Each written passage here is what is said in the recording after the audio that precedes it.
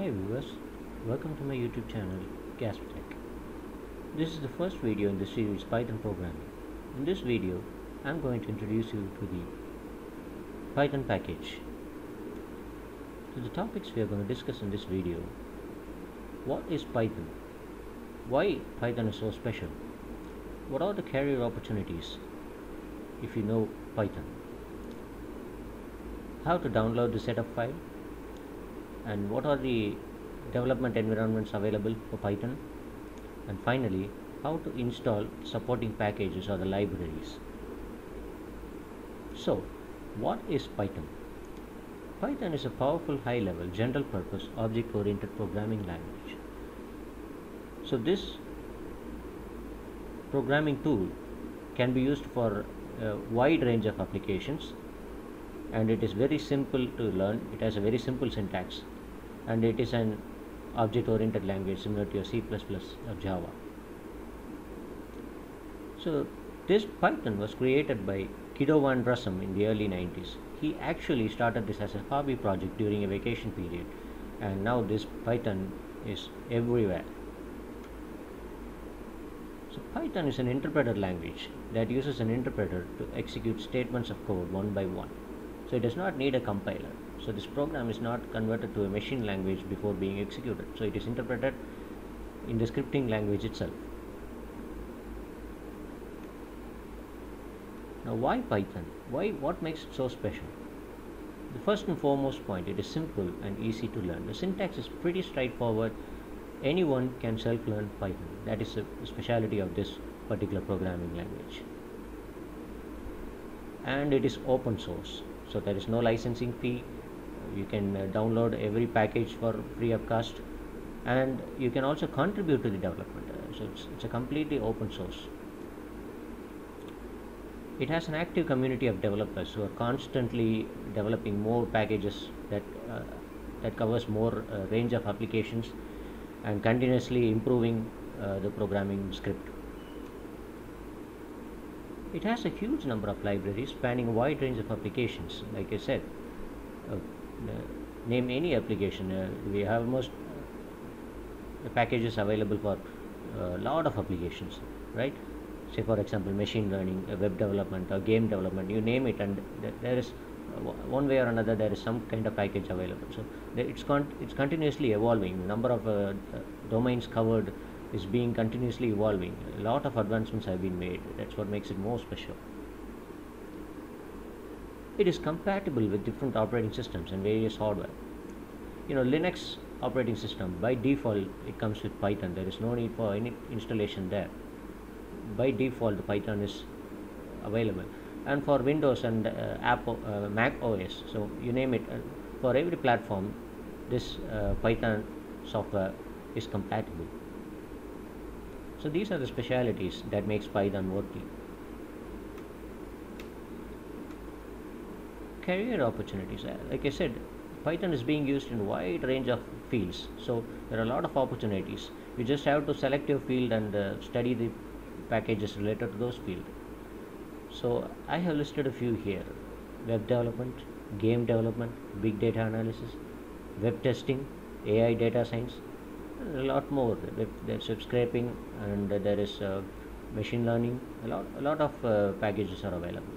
So a lot of opportunities are there, and many of the leading companies are also integrating Python in one way or another. The leading names like Google, Netflix, Amazon, they're all using Python in the back end with respect to some part of their application. So it's a very lucrative option if you are looking for a career as a Python developer.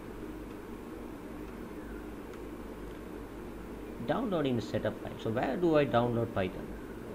I'm going to explain to you particularly for Windows operating system. As I said, for Linux it comes as a default, so there's nothing much to do there. So this will be a demonstration for the Windows. So this is the official website of Python, python.org. There we have a downloads page. From there you can download the Python package. So numerous versions of Python are available. I'll show the site now. My recommendation is that it is better to go for a slightly older version. The latest version might have some bugs, so gradually the bug fixes will be provided. So it is often a better idea to go for a slightly older version. So I'll show you the site now. Now this is the downloads page of Python website, and see here the latest version is always available at the top, 3.10.1.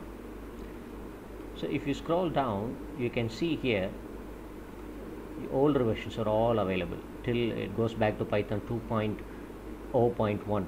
So a lot of versions are available. So my advice will be to go for a slightly older version. If you're going for Python 3.9.7, so if I click here, see resulting page, and if you scroll down, you'll get a lot of installation packages. So for Windows, it is advisable to go for the installer package, which is an executable package, a .exe file. So depending on the type of OS you're using, you may download a 32-bit or 64-bit package, and that's pretty much it. And you can just click on that, and the installation procedure is pretty normal. There's nothing much to discuss there. It's like a normal installation that you do with any other application.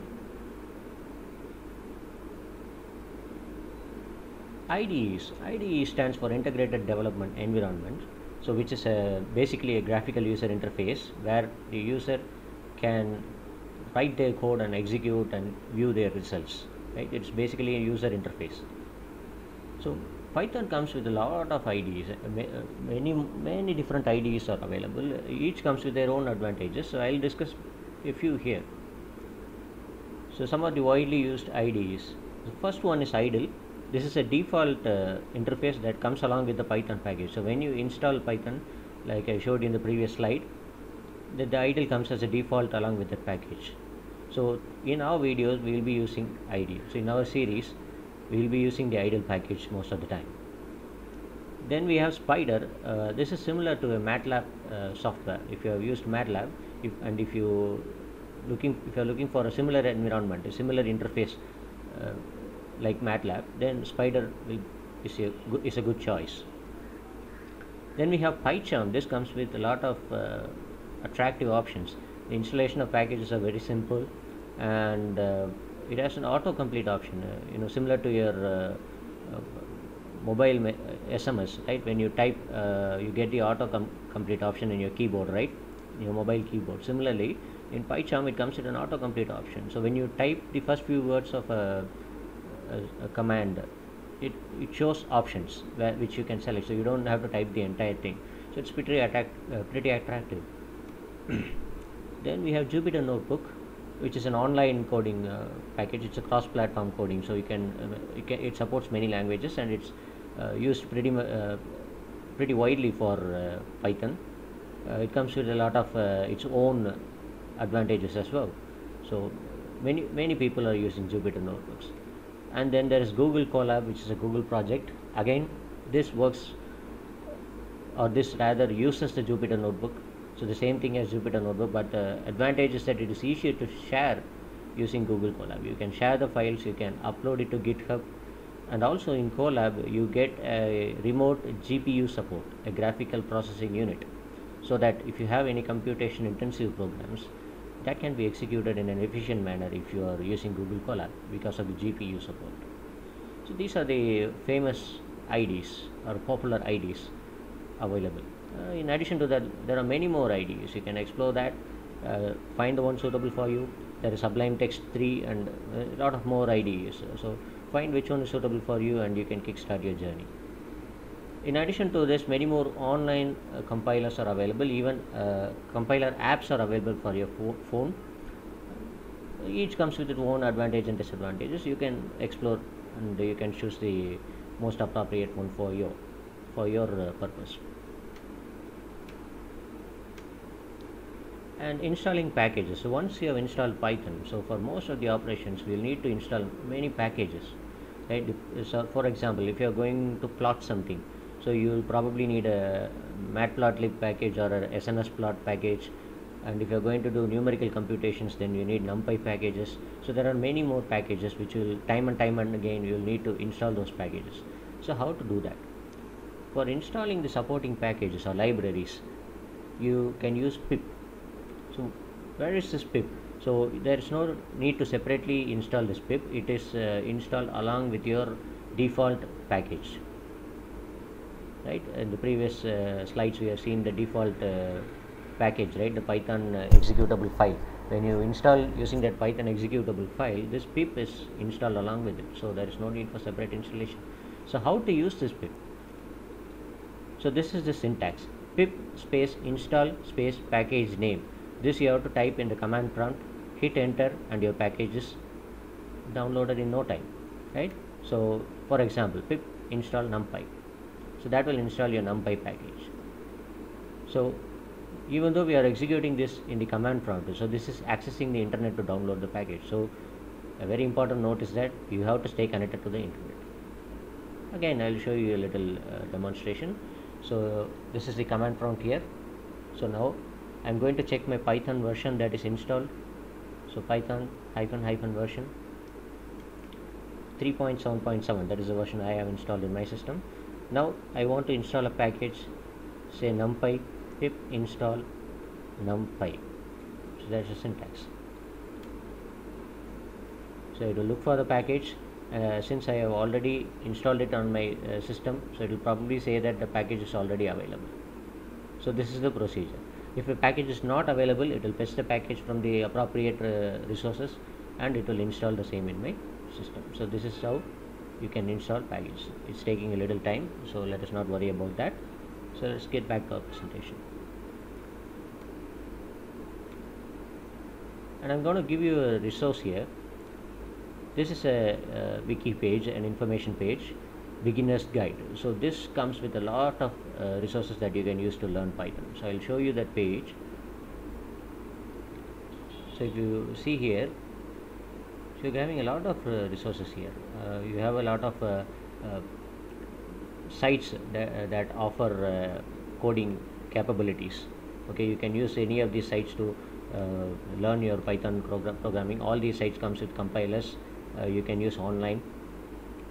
And then if you drop down here, see here there are a lot of beginners guide you can use to explore, and we have a lot of sites that provides quiz and exercises to improve your coding skills. So this is like an information repository for Python. You can use all those links to explore a lot. So that's the introduction to Python package. We will continue with the programming aspects as we progress in this series. If you like this video, do press the hit button, share it with your friends. If you want to follow up on more such videos, subscribe to my channel Gasp Tech, and to get timely notifications, do hit the bell button. Thank you, viewers.